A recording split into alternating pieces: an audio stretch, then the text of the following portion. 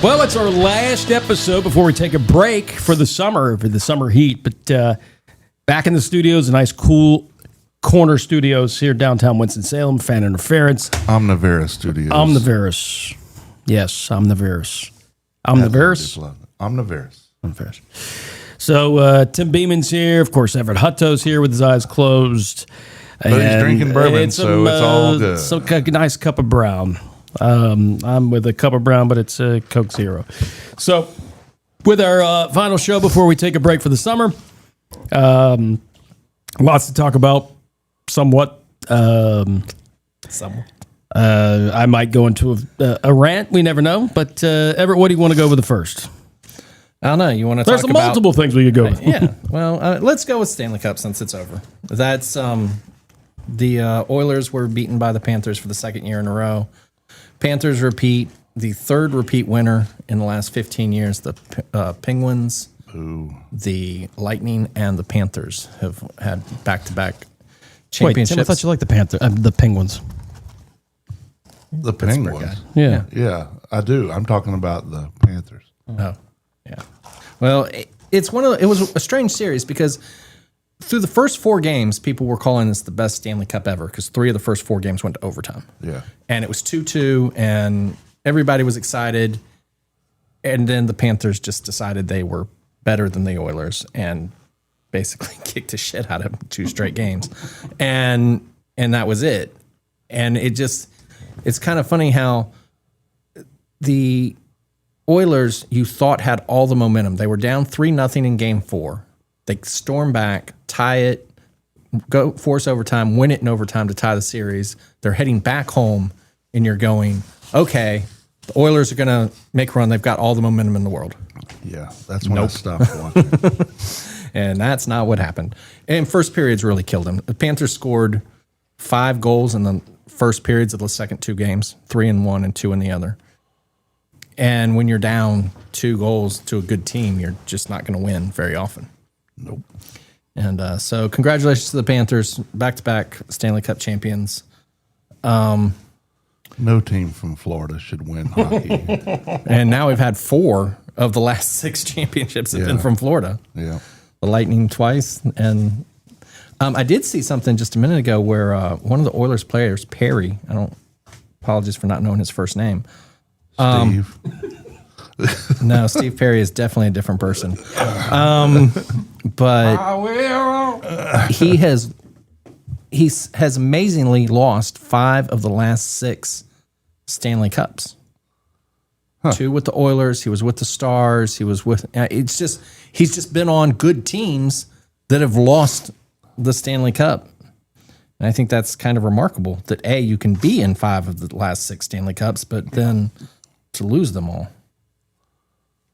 Do you think it's fair to say that Tkachuk is now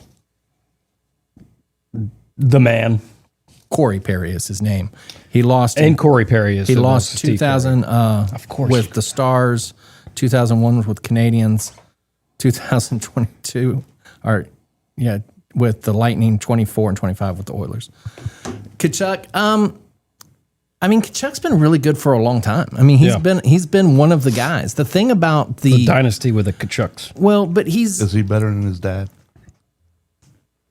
Probably, yeah. Yes, I would say so.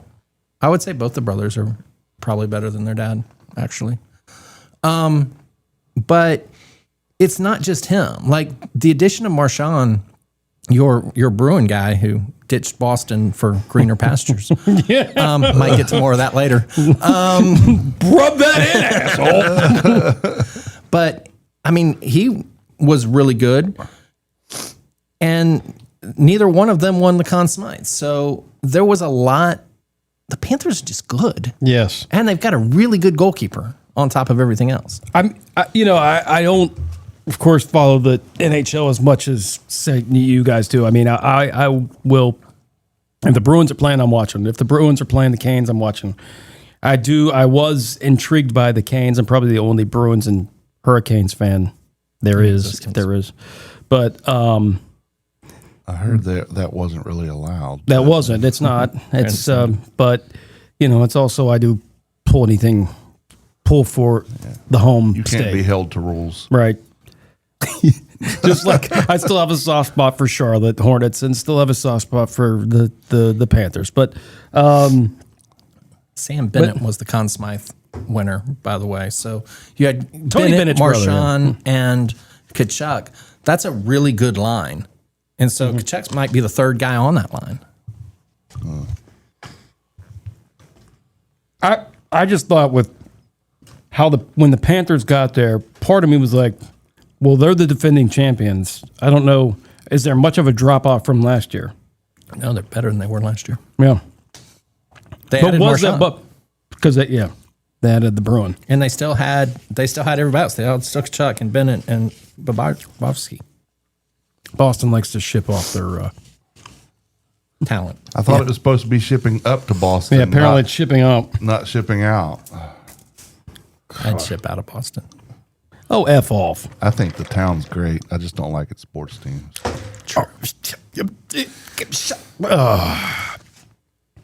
I need to take you up Except there. the Celtics, I don't mind them. I'll take you up there. I mean, next time you go, we'll go together. No. He's like, I don't want to spend that much time with you. He does. Tim loves me. I do. But that will segue into disaster in Boston, which I wanted to get your take because I knew you were waiting for this. I wasn't waiting for it. I had forgotten about it. Doesn't affect me in the least. Or I was going to get that rebuttal. All right, go for it.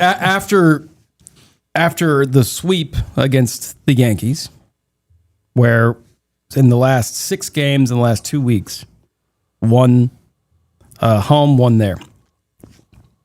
Boston won 5, and New York won 1. So as I am partaking in some Brown and celebrating the sweep, as well as it's finally like a relaxed time, and I was going to watch a movie. It was me time. Then I see on the bottom line, and I thought, how much have I drank? I said, does that say Devers? And it says Devers traded to the Giants in a blockbuster deal. And I was like, no. Blockbuster for who? Yeah, exactly. So it's a blockbuster deal. So I start looking it up, and I'm like, who the hell do you think you are? Like, who are these guys? Like, you could even get their number one prospect. You gave them chips and a drink. The WEEI guys, Welcome to my world. mornings. Yeah, it does. It's like Pittsburgh.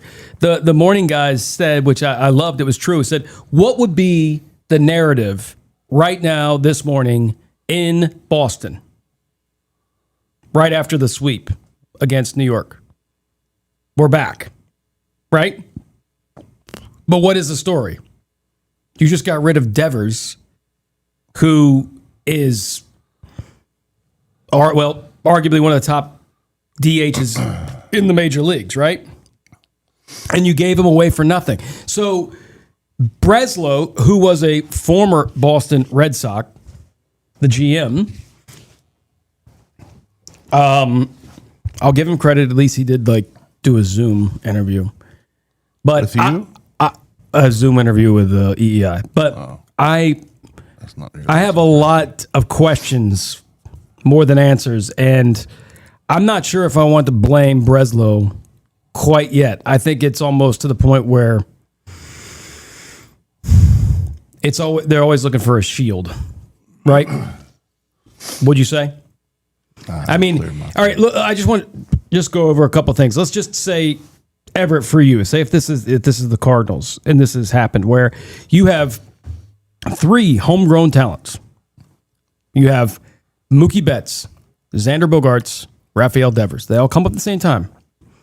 You produced them. You did it the right way, according to the baseball purist.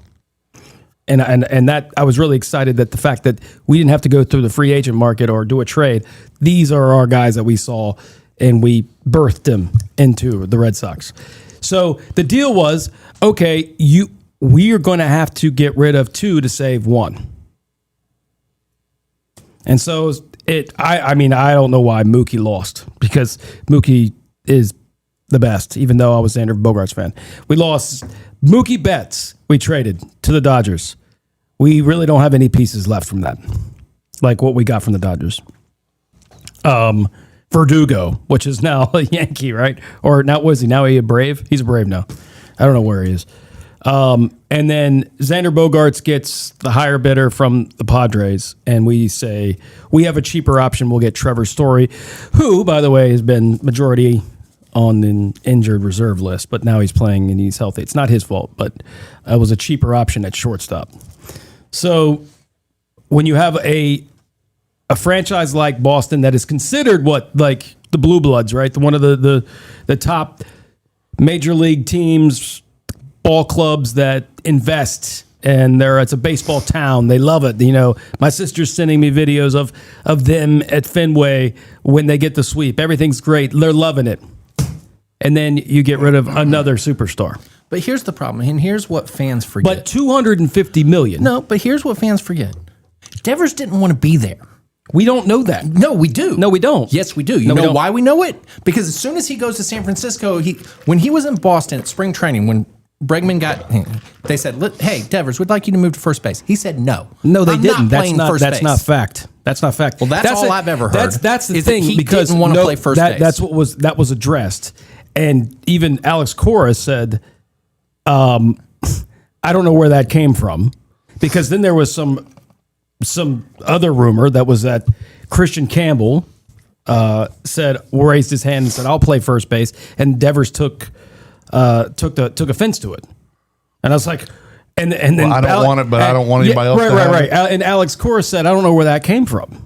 So sometimes it looks like it's going to be like a dig job, but on the other hand, if you look at things, it was like, well, Boston said, "Okay, here, we want to invest in you, but we don't want you to play in the field because you're a liability." Okay. So they never said per se, we'd like for you to play first or third.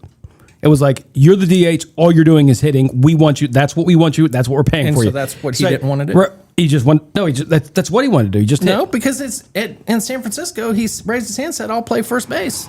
Yeah. I mean, did you hear the introductory press yeah, conference? I know. I heard everything. It was like, and he's like, "Yeah, I'll play wherever you want me to play because I'm out of Boston and I'm happy." Which makes me smile a little bit. That is he from Boston? Did you say? No, he just came up Dominican with Republic. But that's my point.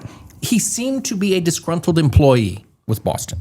You get a high salary like that. I mean, now what is telling too, Everett, I don't know if you're aware of this, but they did go and address this to the ball club in the clubhouse in Seattle, and they said, we don't want any explanations. We're good. And they're like, well, maybe the team just didn't want to. I said, that doesn't really say much. That just says, all right, we figured out this is how you want to play this game. You saved $250 million, and you seem to use all that money for Liverpool. So I heard Tim Kirchin talking about this the other day, and this is the only thing, because I don't follow the Red Sox. I don't care about the Red Sox. Well, I know, but just Major League Baseball, right. Period. And so that's why I was listening to Tim Kirchin talk about it, because it was on Sunday Night Baseball or whatever the one after the trade was, and he was talking about it, and he said, "This is the most amazing deal I've ever seen." All the baseball purists, the baseball analytics guys, all the baseball people think it's a great trade for Boston. That's not what I heard. The Boston fans hate it. Well, he said he had never seen such a discrepancy between the reaction from a fan base and the reaction from baseball people. Because what did the Red Sox get in this trade? They got 2 pitchers, Nothing. which they needed. Nothing. Jordan Hicks throws 100. Jordan Hicks is a really good guy. He's in Boston. Where is he in the prospect rank? I don't know. He was St. Louis's number 1 prospect 5 years ago, and he came up with St. Louis and was throwing 100. And his problem was he couldn't throw it over the plate. Seriously. What college team does he get play for? Exactly. But he had a hard time throwing strikes. But when he threw strikes, he was really effective. He was the closer for the Cardinals for a couple of years. And then the Cardinals sent him off in a trade. I don't even know who they traded for. It might have actually been the Goldschmidt trade. They might have sent him to Arizona. I'm not exactly sure where they sent him to. But now he comes around and he's in Boston. So you've got he's a little bit older. He's probably 27, 28. He's been in the league for 5 or 6 years. But he was part of the futures team. He was the number one prospect coming up. So he's not a prospect. That's probably why he's not on the prospect list, because he's too old to be a prospect. The Hoffman kid was a 3rd-round pick. Okay, 3rd round's not great, but he's 23 years old. You can develop him. Check back in 4 years and see where these guys are. But all right, now listen. This is the same thing like with Betts. It's like if you have a player that is the face of the franchise, that is was a big part of the 2000. Be there. If that's not what's been said. If he can come out and say, if he's come out and said, I don't want to be here at Boston after he got a ungodly amount of money, then I get it. He seems happy as a pig in shit in San Francisco. I mean, like Boston was they were winning with him. I mean, they're still winning right now. But it has nothing to do with Boston. It has to do with him not wanting to be there. I don't think. I think you're buying into the hit job by the ownership, because this is the same thing they used. That's all I've heard. This is the same thing they would say with like Mookie and then Xander. It was the same thing, and it was immediately flipped. Like no one said we didn't want to be in Boston. Why would you not want to be in Boston?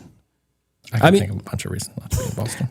The fans are great. They're passionate about it. I mean, look. Cold. Yes, that's one thing the only thing that I hate about Boston. It's in the north. But I mean, there's a bunch of Bostonians there. I watched an interview with one of a well-known scout. A well-known exec, a former exec. He said, and I quote, "This is an absolute nightmare trade for Boston. You don't trade a guy like Devers. You just and for what you got. Okay, I can understand if you're gonna trade him. Okay, let's trade him.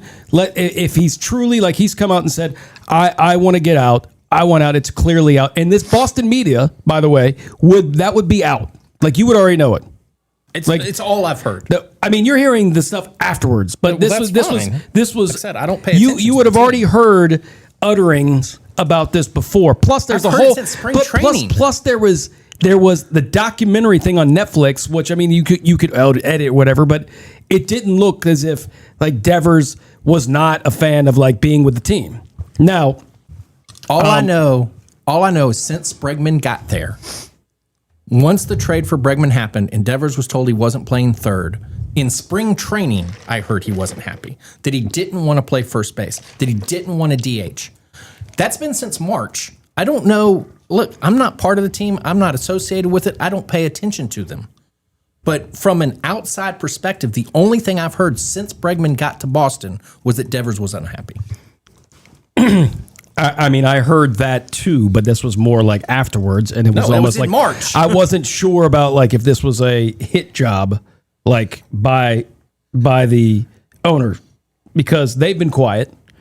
They've now invested because on like a day afterwards, they say in Liverpool, well, we're going to be all invested in the transfer market. So it's like, okay, so you want to use that money and save money and then go after stuff for soccer. Wait, can we ask a question here? Seriously. We'll see whose hands up are. So who made this trade? Did the GM make it or did the owner make it? That's what they're trying to figure out. They think. I don't think the owner made this trade. To be perfectly honest, I don't know shit about fuck, but I don't think the owner made this trade.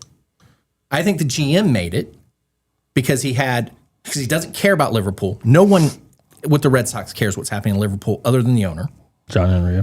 The GM makes the trade because he's got a player that's not doing what they want him to, that they're sending out of league. Sending him to San Francisco. They're not sending him to the Yankees or to the Rays or to the Orioles. They're getting him away from a team they're going to have to play. They're getting 2 pitchers, which they need. One who I know throws 100 miles an hour. The other one who's 23 and is pretty young. I mean, look, I know as a fan, you're invested in the player, but I don't think the owner made this trade.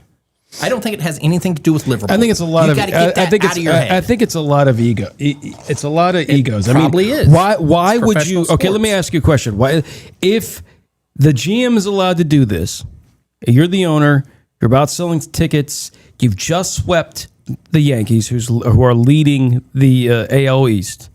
You're starting to get in somewhat of a rhythm, and you decide to trade your big bopper, the one that you decided to invest in a year ago. Hello, babe.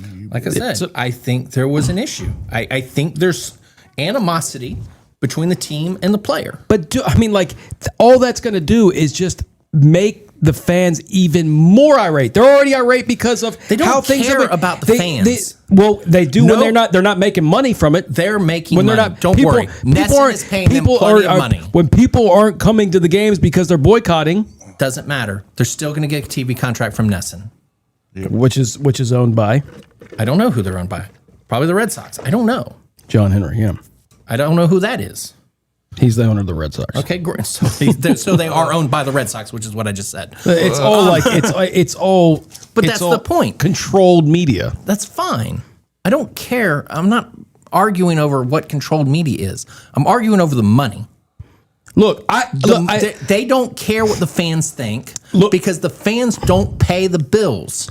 But the if fans you don't go are a top-notch baseball club and you have constantly had the reputation of shipping off your stars, and then look what the Dallas Chris Sale. Mavericks What's Chris do that. Sale doing right now? He's pitching for Atlanta. And how good is he? What's his ERA? 1.00. Yeah. What do we get in return? I don't know. Exactly. I don't pay attention to the Red Sox. I know, but I'm just saying. I'll tell you, nothing. Marquise Grissom that doesn't even play now. So it's good. I'm like glad they're Dombrowski. When making bad Dombrowski trades. got into as the GM for Boston in 2018, it was almost as if, let's say, we'll just give this town a title, one more title, and then we'll say, bye bye. We've did everything we can, and we will just be a feeder team to the NL West.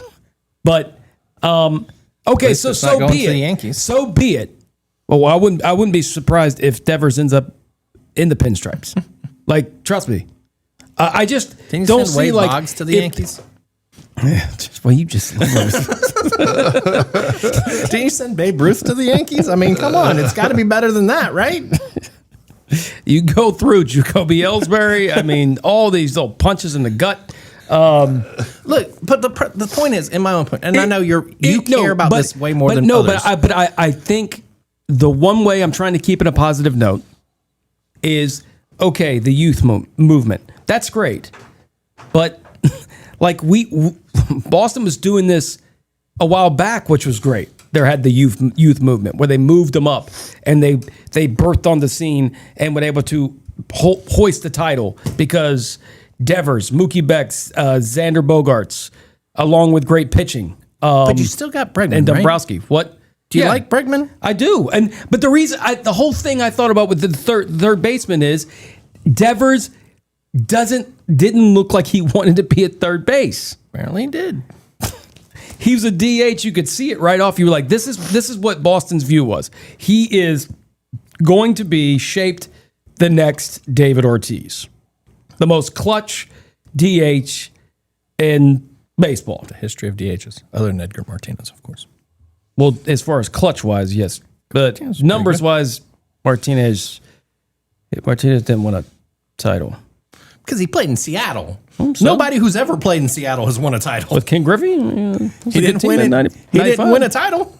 95 team's pretty good. I didn't say they weren't good. I said they didn't win. Keep drinking that brown. Did Seattle win in 95? No, I don't think they did.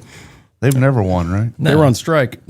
Oh, that's true. They were on strike. But the point is, Seattle's never won. Was it 94 or 95? I forget. I think it was 94, but that's not the point. Because I think the Braves actually won in 95. That's right, they did. But it's just, I know you're looking at your nemesis, which is the Yankees. I just don't see how the Yankees would part with superstars like that. And it seems like Boston's doing it. And meanwhile, we've been at the bottom of the AL East for the last 2 of the last 3 years. That's fun to watch, actually. And so, meanwhile, But I mean, the point the is- Yankees are upset that the Dodgers can spend all this money. Yet we've talked Right. about them. That's just calling the kettle black. But you had someone like Aaron Judge. There was like, and remember all the hoopla about like he might leave. I was like, there's no way, Giants tried to get him. Yeah, there's no way, no how the Yankees are going to let a guy like Aaron Judge with his WAR leave. But do you think Devers is Aaron Judge? No, he's not. He's not. No, absolutely not. He's not an Ohtani. The Aaron Judges and the Otanis, those are superstars. Yes, but And the Angels let Ohtani go. How pissed but off was I'm that fan saying base? what? But don't you think the Yankees have been invested in winning, and the Dodgers have been invested in winning? They have. Okay, so what happens to Devers is that if the Red Sox actually get invested in winning, where you put a very good lineup around a very good hitter like Devers, which is one of Do you the need most pitching? clutch hitters Do you right need now. pitching? Yeah, and we've got pitching. You do have pitching? Yes. Okay, good. I applaud. got two more. I applaud Breslow with the move to get Crochet, some move to get some young arms. I did think that was a good get, and the fact that they here signed him for And they got a long, Bregman this offseason. yeah, that was a kind of like a throw up, like not throw up, but like a Hail Mary, we got to save face. But I think it was a good deal. I think it was a good deal. I think you underestimate how good Bregman is. No, I think he's great. He's a Gold Glove guy. I was pumped when we got him. Right. He's hurt now, but But the point is, you have to make decisions. You can't pay everybody. well, that's why the plan was to let the two go, save one fish. Okay. And the fish was Devers. And that's probably a poor decision from the start. When Vladimir Guerrero Jr. just got paid more than Devers, and Vladimir Guerrero Jr. doesn't have a World Series ring. Well, because he plays for Toronto. Look, it's hard to get rings in Seattle and Toronto. Although Toronto and But 93 Toronto's and 94 also investing were in pretty trying. good. They're now they've been investing in trying to get better. They have opened up their wallet. They're like the antithesis of what Boston's doing. Boston's like, let's go kick the tires on Roger Clemens. He's 60. Let's see if he could still throw something. Like it's the same nonsense. Now you have the Bregman deal, which that like says, oh, okay, I like that. There's also Kyle Tucker that's available at the end of this year, which I think has a great WAR, and I think he would be huge and perfect for the Red Sox. Will he go? No. He will probably go to the Dodgers, or he'll go to the Yankees or the Mets. But Probably. But hey. but his numbers are in the clutch, and his WAR are like superb. This is who the guy you want to get. I can understand with the numbers with Devers, his WAR. It's not as. Time out. For those listening who don't know what WAR is, it's wins above replacement. Right. I just feel like I need to make a public service announcement. Yeah, because I had no Just clue. so our listeners know, I think they're WAR sports is fans, wins above replacement. So, but I mean, like his WAR is not like a Judge or Ohtani, but as far as he's always been a top 15 on base percentage hitter, and we all know the on base percentage is key to success in offense. Thank God for a la Moneyball, because you get on base. God bless you. Bless you. But anyway, I mean, You hit the mute button before you do that. I just like, oh, gee, he must be allergic to this. It's allergic to the Red Sox. I kind of am. I just expected, maybe just a little bit more in return rather than Tibbs and then two pitchers, which maybe Hicks is the one. I'm not sure. You know what? If you can get him to throw strikes, he's really good. He's 100 with the fastball, a slider at 94. He has stuff. Like, he might be a head case and he might have issues, but if you can rein in the stuff, it's good. I mean, they couldn't work out a deal with Bryce Eldridge, the first baseman, the high prospect for the Giants. It'd be great. I would I'm sure applaud they that. tried, and I'm sure the Giants said no. There was also a This chance is the best we can do. This was a chance that The Braves were going to we're give good. a good amount of players in return, and then they didn't want. It fell. Oh, fell. you were trying to trade him to the Braves? Yeah, and then it fell through. Which I can see him in a Brave jersey. But anyway, I mean, it's just the Boston South, right? the optics in this is just terrible. Like I feel right when you're starting to resurrect the enthusiasm about this ball club for this year, then you yank a big bat, the player that is the superstar, the one that's somewhat is the face of the franchise, and you sell them right now. You couldn't hold out. You couldn't wait till the trade deadline and see. Let's see if we can work this out. I mean, you're winning. I mean, I don't know. The thing is, it's always more complicated, and this is the problem with fans. And this is what I was trying to say earlier. As a fan, you just got to pump the brakes and be like, all right, what are we actually trying to do? And you have to understand that the GM probably knows more than you do. And there's probably a reason for all of this. I understand that Boston fans hate this deal. There's no question. Every Red Sox fan in America hated the trade. Just like every Mavericks fan in America hated the Doncic trade. This is very similar. Yep. And so, I don't know, maybe the GM gets fired for this. I have no idea. I don't know what it is. But from an outside perspective, someone who is not a fan, someone who doesn't even like the team, all I can say is, from everything I've heard since Bregman got to Boston, was that Devers was pissed and that he was not happy. And if you've got a guy that's not happy, it's probably better to get rid of him and get something back for him. Now, did you get enough? I don't know. Shoot, I mean, the way he's hitting now, where he started off terrible and then he started, He did and start it was off bad, and it was like, well, a lot of people still trusted Devers, and he still when you go into extra innings and you got the ghost man at second, he comes up, you don't pitch to him. Now you don't have that, and the AL East, the entire AL East is applauding, and so is Garrett Cole for New York Yankees. Because it's like, oh, I don't have to face Devers. Because Devers has his lunch every time they play each other. So, okay, well, let's see. It's going to be let's watch and see if the youth movement is there. Right, here's let's my do question. it. Here, this is a serious question. Do you think the Red Sox could, with Devers, do you think the Red Sox were winning the World Series this year? They definitely could make a push, especially if they were healthy in the arms. Yes, I don't think they're winning. I think the Yankees are better than them. I think the Dodgers are better than them. I think the Padres. That's fine. It's right June. now. Yankees are now like it's June. I get it. I understand that the Yankees have it. lost like 10 out of 14. They're in a slide. Every team goes through a slide. I get it. In October, I bet they're really fucking good. Well, we'll see. But again, it's not the point. The point is, if you're a GM, again, take the fan out of this for a second. If you're a GM, do you think you have a title team this year?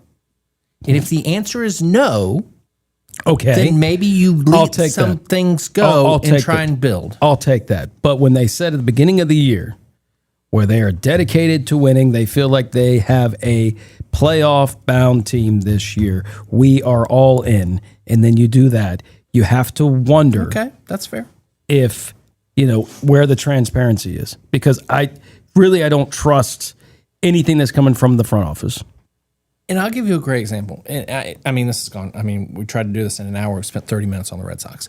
You knew it was going to come, so don't look.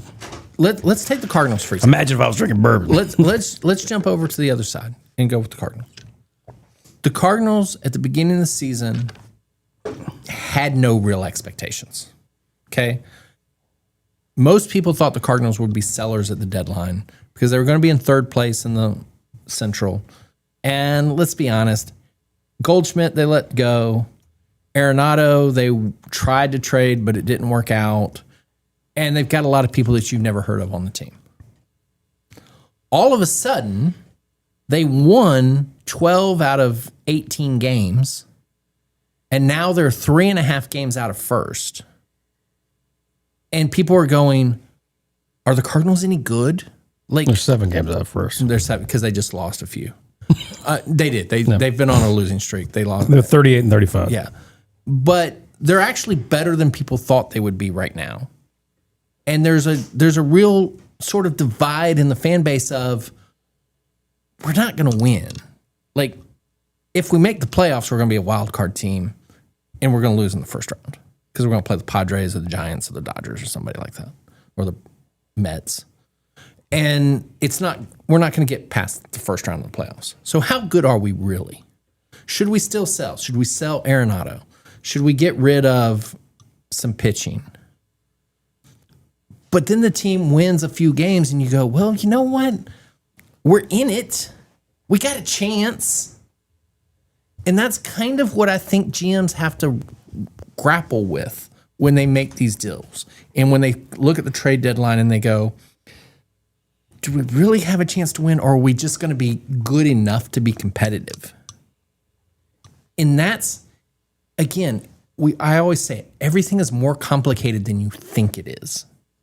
And so you have to kind of take the fan aspect away and say, okay, how good are we really? Like, are we really going to make a push, or are we just going to lose in the first round of the playoffs? Or are we even going to make the playoffs? All you have to do is just get to the dance. You just got to get to the dance. Well, and that's true, because wild card teams do win the World Series. That it has happened many times. I mean, we saw where the playoffs were minus the World Series matchup, but I mean, and now look at the best team in Major League Baseball right now, Detroit, and look at that team.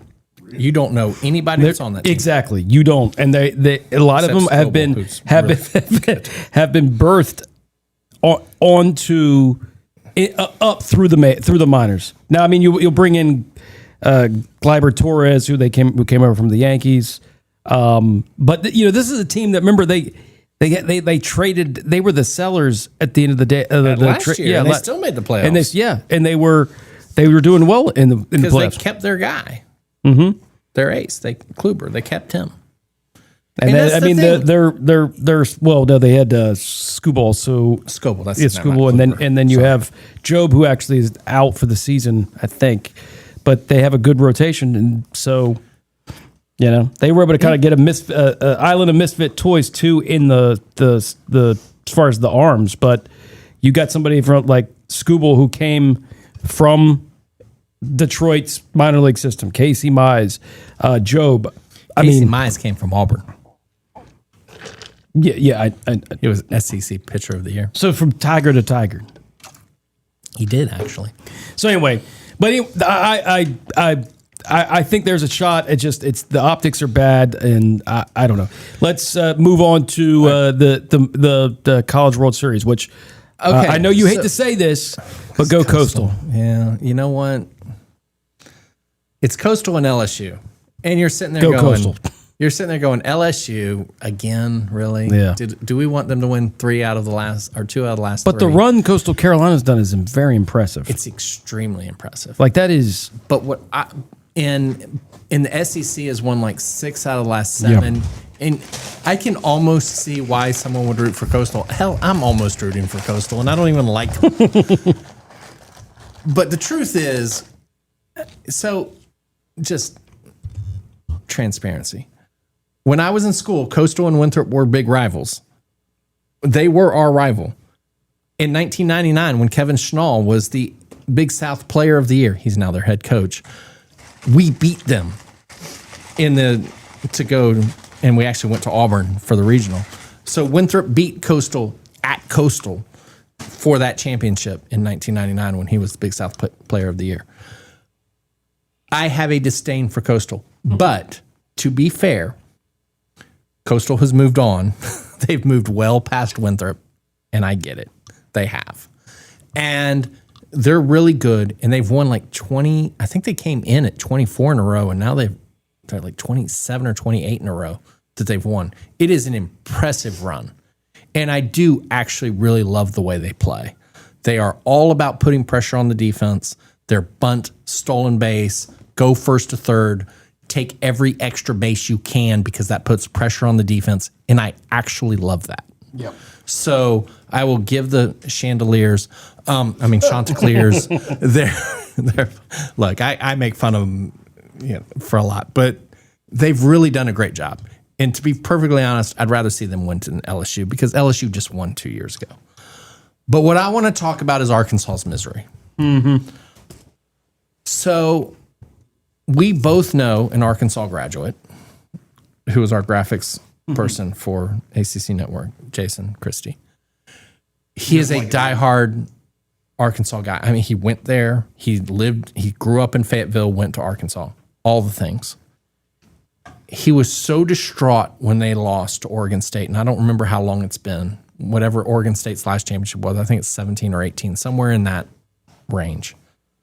Arkansas was ahead by a run in the bottom of the ninth. There is a pop-up down the first base line, foul territory, that is dropped by the first baseman. If he catches it, it's out number 3, and Arkansas wins the national championship. The first baseman dropped it. The next guy doubles, the next guy hits a single, the next guy hits a single. They lose the game. And so they were literally a pop-up catch away from being national championships, dropped the pop-up and lost. Fast forward to this year.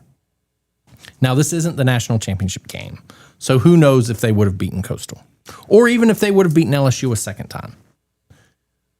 But they're ahead by 2 runs in the bottom of the ninth inning with 1 out. That was the 8th. No, it's the 9th. And LSU has runners at first and second. There's a ground ball to shortstop, a routine double play ball that would have ended the game. Literally. It's the 9th inning. It would have ended the game. Instead, the shortstop throws to third to get the out. Okay, fine. Still first and second, 2 outs. Game's not over, but there's still first and second, 2 outs. Next batter, line drive to left. Ball has a lot of top spin on it. It's sinking fast. Left fielder comes on. It hits off the heel of his glove, bounds away. The 2 runs scored to tie the game. And now there's a runner at second. The next guy gets a base hit and LSU wins. It looked as if it looked as if he either awful. slipped or he just couldn't get his footing. He went backwards originally, started coming in, saw that the ball was driving. Remember, top spin. This ball is diving. Yep.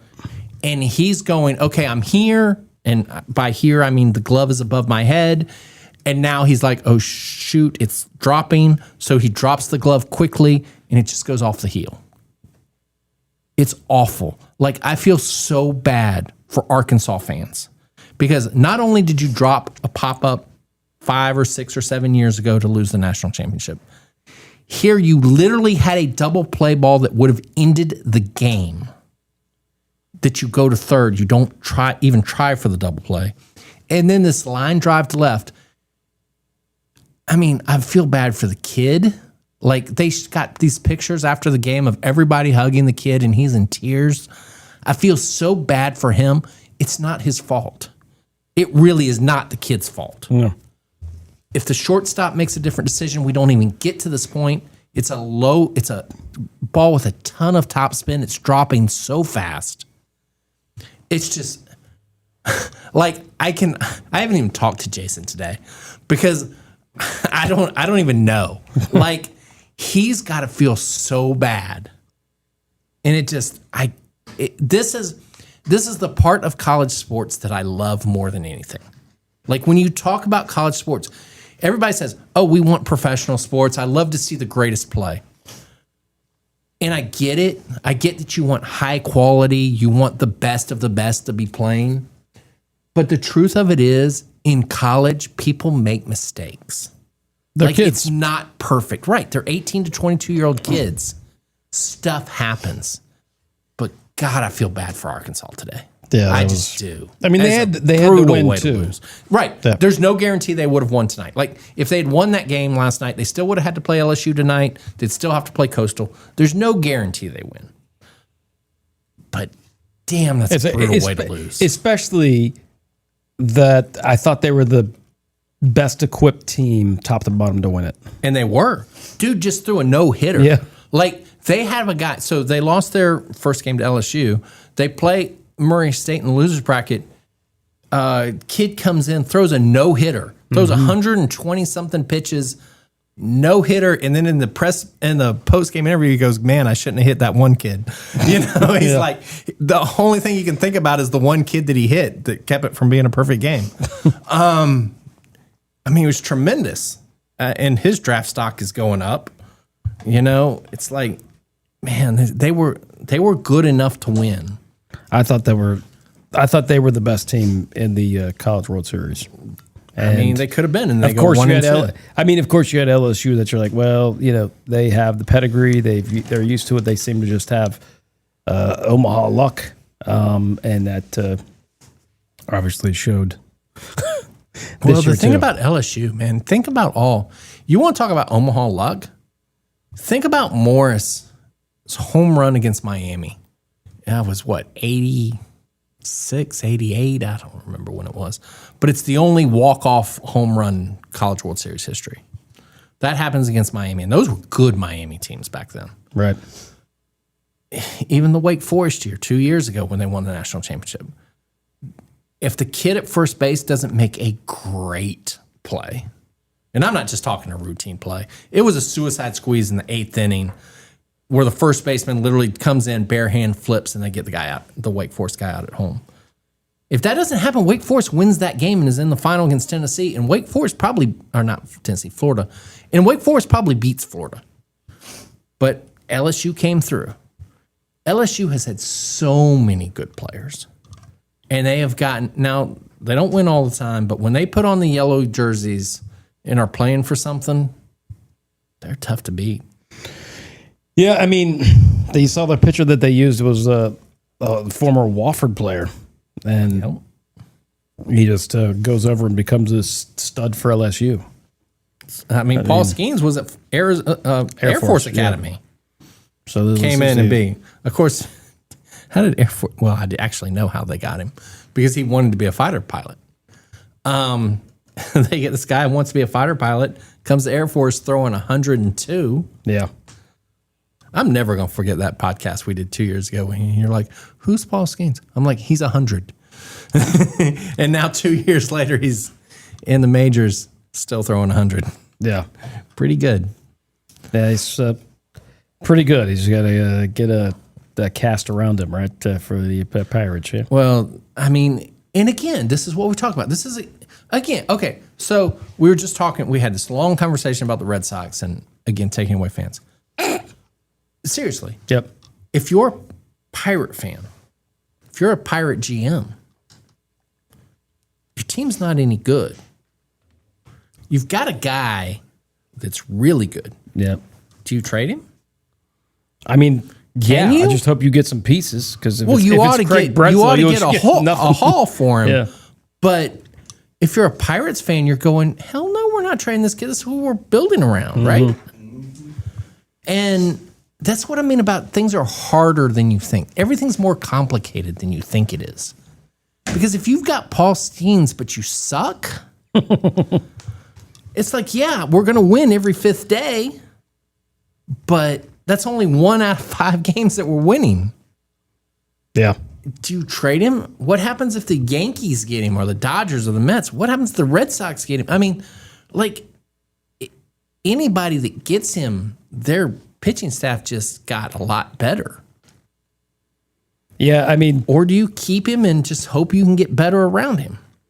They have invested in their minor league system. They've definitely done that. They've been able to draft well, at least in some parts. But they're terrible. But then you've got some ones that end up being nothing. And that's the thing, the draft. We talk about the NFL draft being a crapshoot.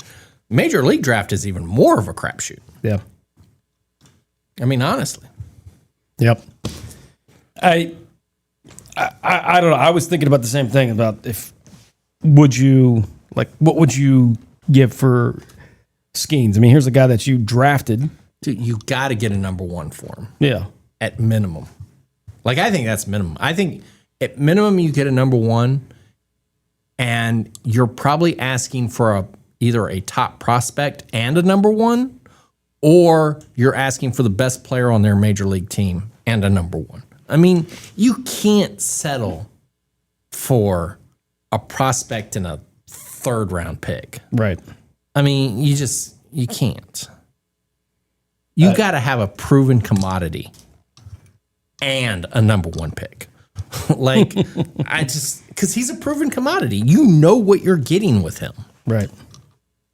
I don't think you can let him go for anything less than a guaranteed all-star plus a number one pick. Like, you just can't. Yeah, totally agree. Totally agree. Well, all right, we got about 15 minutes. Let's hit. I want to go rapid fire on a couple of things. Game 6 of the NBA Finals tonight. Thunder leading 3-2. Do they close out tonight? Yes or no? yes. I agree. All right, Gold Cup. U.S. versus Saudi Arabia tonight. USA won the first game 5-0. Do they go 2-0 tonight? Yes, they do. Maybe. I think Saudi Arabia is pretty good.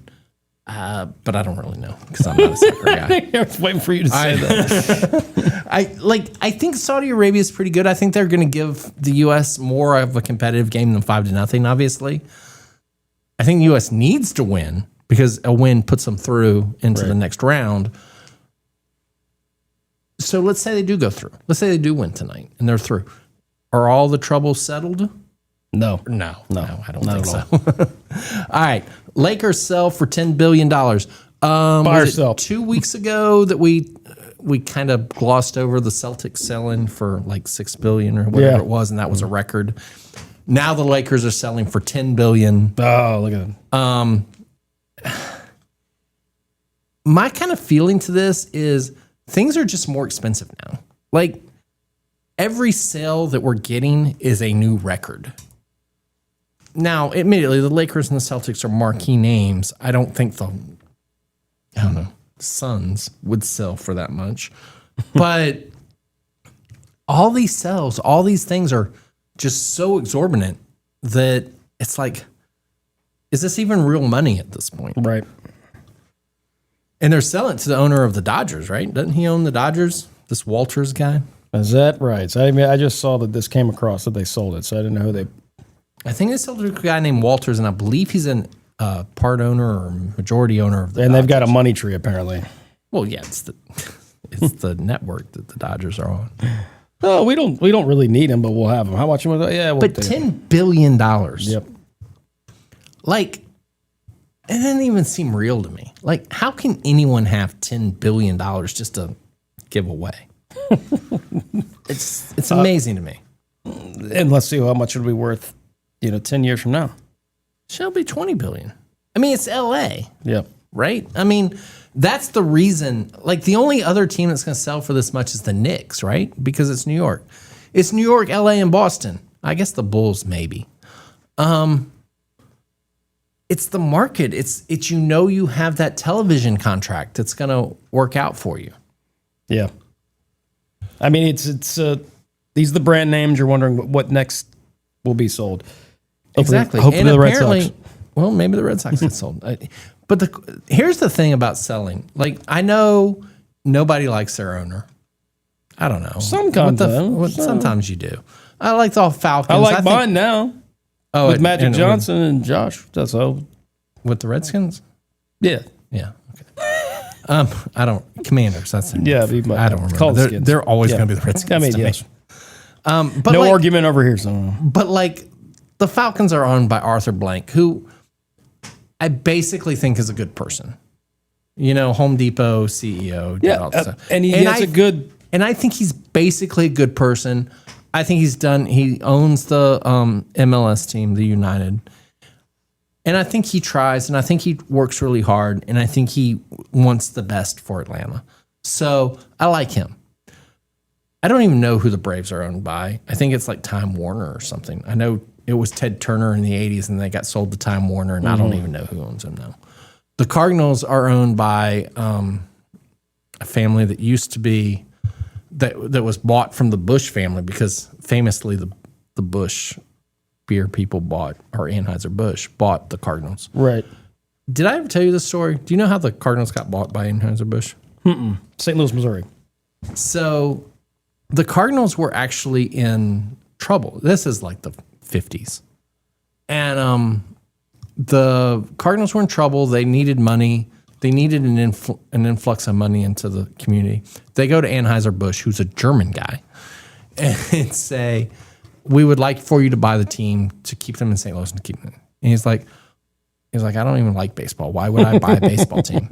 And he goes, well, people were like, well, in the summer in St. Louis, people get thirsty. Like, you could sell your beer at games. Say what? And so Anheuser-Busch bought the team. And we'll introduce you to Harry Carey. Well, it's Augustus Busch. So Augustus Busch bought the team in the 60s, kept them until the mid 80s or late 90s or whatever. And now they're owned by somebody else. But I just always thought that was a funny story that they're like, he's a German guy that doesn't know anything about baseball or care anything about baseball, but as soon as you found realized that people get thirsty in the middle of the summer and could buy beer at the games. Yeah, beer and baseball just go well to each other. Really does. And so, there are owners, and some owners you like, some owners you hate. And I think as long as the owner is trying, right, you're okay with it. But I don't know. All right. I want to bring one last topic to the table. All right. For those of you not watching on YouTube, because you can't watch on YouTube, this is radio only. I am wearing an Atlanta Flames jersey. Uh-oh. Why am I wearing an Atlanta Flames jersey, you ask? I'm asking.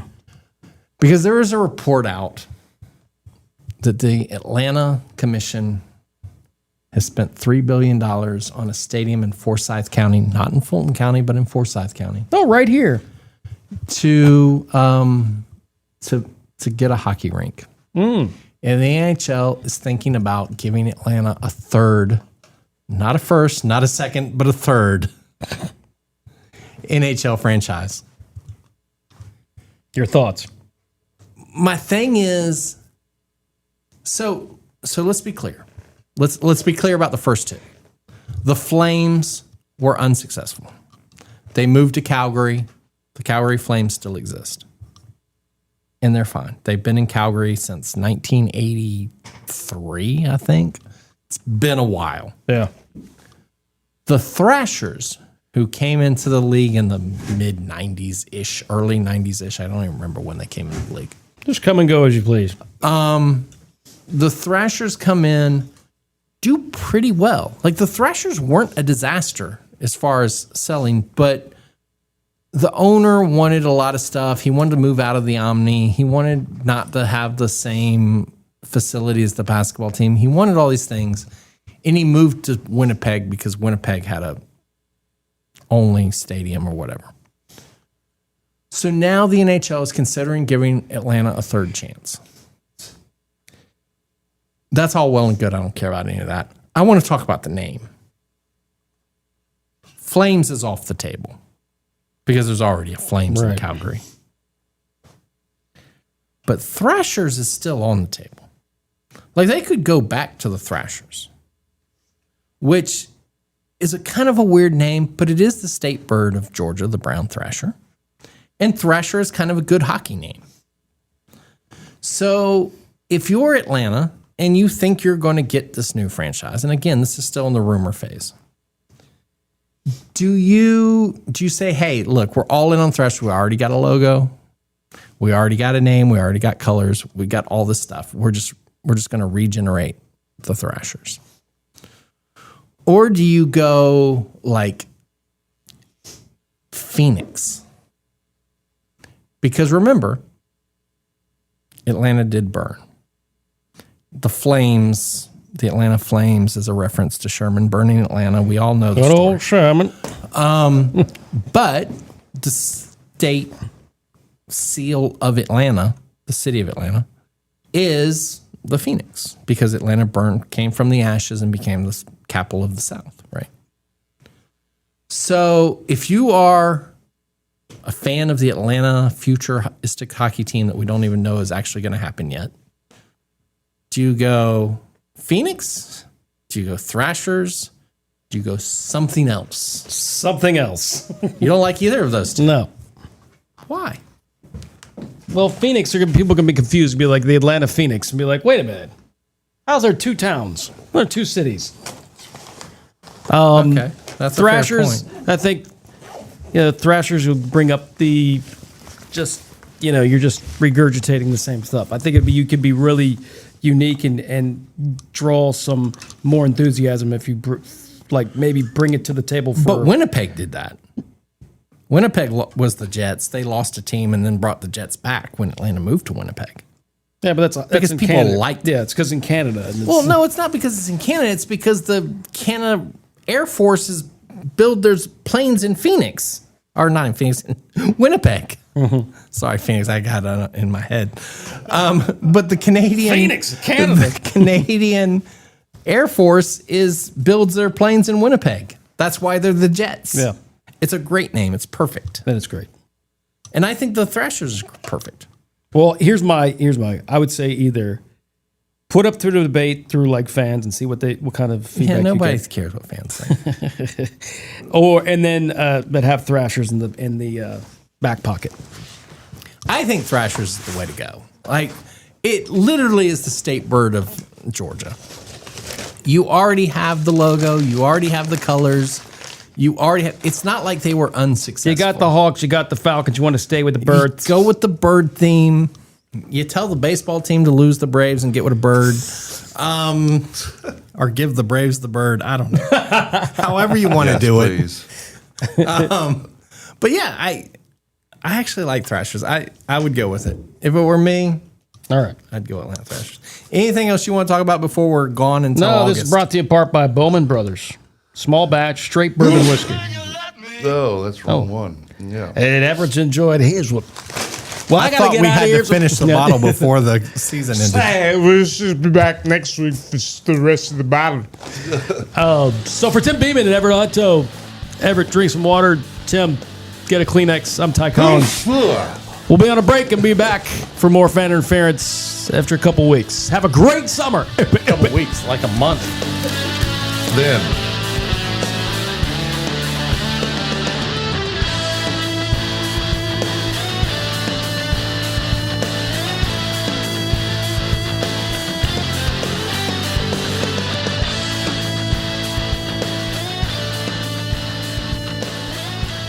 The views and opinions of this podcast are solely those of the contributors and not necessarily those of our distributors or hosting company.